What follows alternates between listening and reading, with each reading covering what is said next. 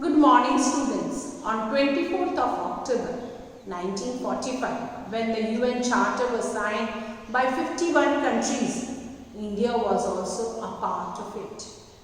Children, India is a part of UN from the very beginning. We also are the members of the Security Council, but we are not the permanent member.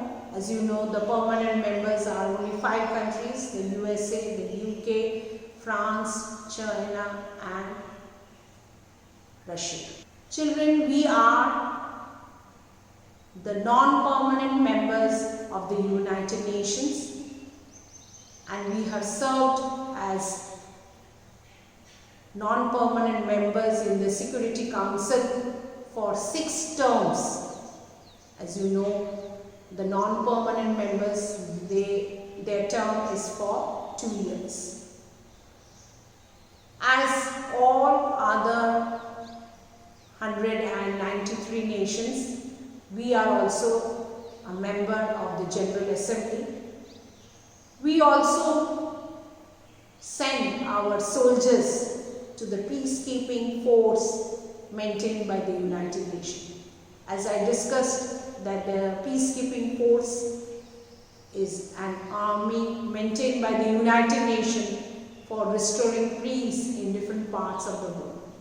Wherever there is a civil war, an internal war in some of the countries, like I discussed about Sri Lanka, Afghanistan, Syria, this peacekeeping force is sent to those countries to bring back normalcy, to bring harmony amongst the people.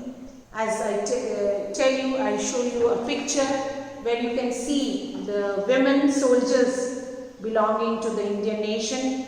They are a part of this peacekeeping force. So, Indian men and women soldiers are a part of this peacekeeping force. As we discussed, there are about 50,000 soldiers.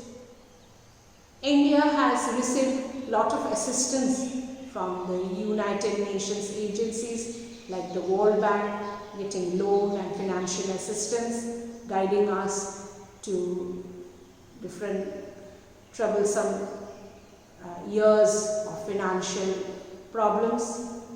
Even the United Nations agencies like Food and Agriculture help us to bring, you can say, boost to our agricultural production.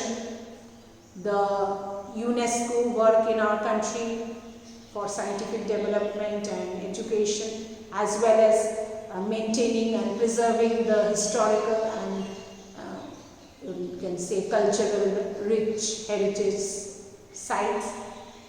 The UNICEF, which is working for the development of children, has lot of centers looking after the nourishment of the children going to school, small children, like in Angarwadis, their proper nourishment, their educations also.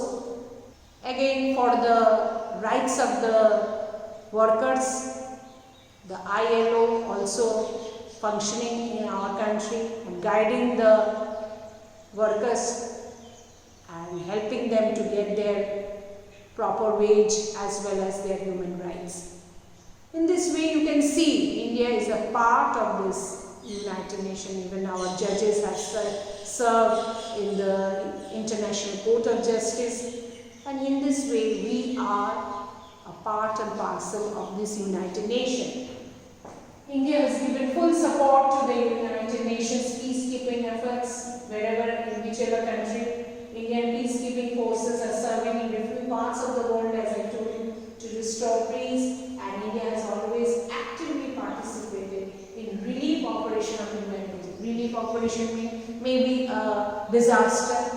Whenever there is a disaster, even these agencies, they work for for the relief and for giving them food and shelter and rehabilitation of the people. Even during the internal war too, India has lent its support to the United Nations agencies. In this way, we the Indians are a part and parcel of the United Nations. Thank you, children.